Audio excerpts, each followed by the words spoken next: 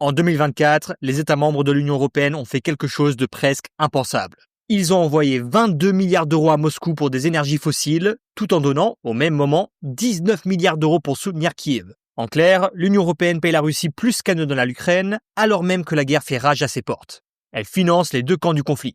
Et comment est-ce possible? La réponse tient en un mot, le gaz.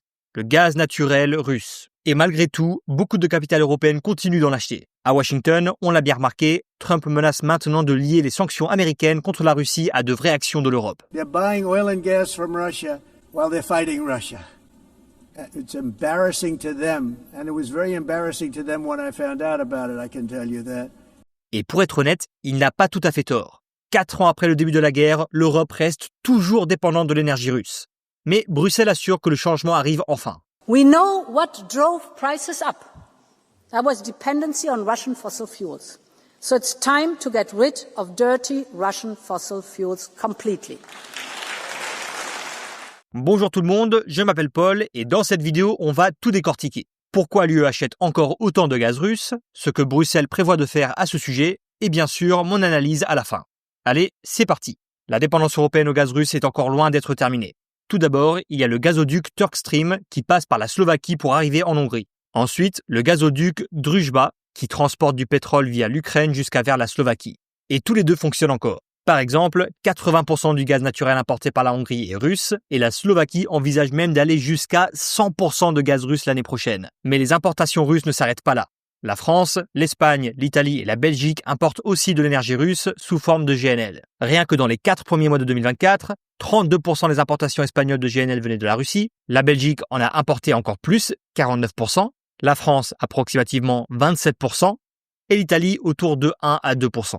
Et bon, soyons justes, l'UE a quand même réduit sa dépendance. Il y a quelques années, presque la moitié du gaz européen venait de la Russie et aujourd'hui c'est moins d'un cinquième. C'est quand même un vrai changement. Mais le problème est loin d'être réglé. Et ça compte, parce que chaque euro dépensé pour du gaz russe aide à financer la guerre en Ukraine. Nous avons d'ailleurs parlé avec Dan Jorgensen, le commissaire européen à l'énergie et au logement, et il l'a dit sans détour. So we have to say to Russia, stop.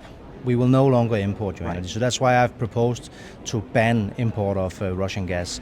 Eh bien Dan, on est d'accord. Les paroles, c'est bien. Mais la vraie question c'est, comment est-ce qu'on le fait? Heureusement, le commissaire Jorgensen a un plan. So instead of being 27 different countries with 27 different energy systems, we're trying to unite so that we have one energy system. This will be of great benefit to all Europeans because it will mean that energy prices will go down. Et pour régler ce problème, l'UE a identifié 8 grands points de blocage dans le réseau énergétique européen et a tracé 8 grandes autoroutes de l'énergie pour les résoudre. Ou, comme l'explique Jorgensen lui-même, you compare to a bottleneck, like if you have a bottle of ketchup, right? So the bottleneck means that you have to do like this, tick, tick, tick, and then the ketchup will flow. Same with energy. There's some bottlenecks where we have to push it a little bit and then the energy will flow. Super exemple, Dan. Concrètement, cela veut dire relier nos réseaux électriques entre pays. Pensez aux grandes lignes à haute tension qui transportent l'électricité pour alimenter, par exemple, votre télé. Elles peuvent passer sur des pylônes ou être enterrées sous terre. Et l'équipe de Dan a identifié 5 connexions prioritaires. Premièrement, relier la péninsule ibérique à la France. Cela réduira le risque de nouvelles coupures de courant dans la région. Deuxièmement, connecter Chypre à l'Europe continentale. Troisièmement, renforcer les liaisons électriques entre les pays baltes. Cela inclut une connexion avec la Pologne et la fin des interconnexions avec la Russie. Quatrièmement, améliorer l'approvisionnement énergétique dans les Balkans en connectant leurs réseaux électriques. Cinquièmement, transformer la mer du Nord en hub d'interconnexion offshore, ce qui permettra aux pays riverains de partager leurs capacités de production. Et le deuxième groupe concerne l'hydrogène, qui peut être stocké et transporté comme le gaz par pipelines, navires ou camions. Il est donc plus simple à déplacer que l'électricité et permet aux pays d'en produire et d'en consommer localement. Donc cela nous amène à la 6e et la 7e autoroute. Un corridor sud de l'hydrogène, reliant la mer du Nord à la Méditerranée, et un deuxième corridor sud-ouest de l'hydrogène, du Portugal à l'Allemagne. Et enfin, le dernier point, stabiliser les prix. C'est le résultat de toutes ces mesures combinées à des outils financiers. Mais ce n'est que la moitié du plan de Jorgensen. Dans le cadre du 19e paquet de sanctions, la Commission propose aussi d'interdire les importations de GNL russes dans l'UE 1 an plus tôt que prévu, dès le 1er janvier 2027. Cela laisse à l'Espagne, la Belgique, la France, l'Italie et les Pays-Bas un peu plus d'1 an pour arrêter progressivement leur achat. Mais pour la Hongrie et la Slovaquie, la situation est différente. À notre connaissance, il n'existe aucun plan concret pour couper leur accès au pétrole ou au gaz russe via les gazoducs Druba ou Turk Stream. Et la raison est simple. Ce type de mesure exige l'approbation unanime du Conseil. Et la Hongrie, comme la Slovaquie, utiliserait presque sûrement leur veto à toute sanction visant leur approvisionnement par pipeline. En revanche, elle pourrait se montrer un peu plus souple s'il s'agit de laisser passer une interdiction sur le GNL russe. Voilà donc les plans de l'UE pour l'énergie.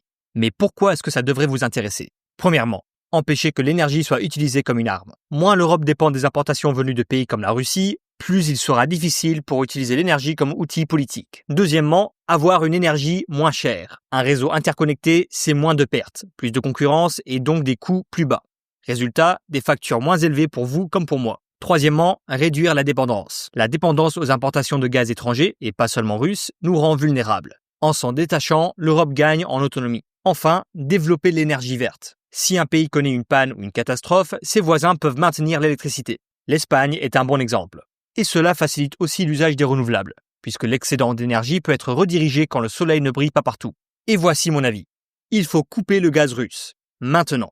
C'est absurde qu'une partie de l'Europe en achète encore, et chaque euro dépensé pour ce gaz alimente directement la guerre que nous aidons l'Ukraine à combattre. Cela aurait dû être interdit depuis des années.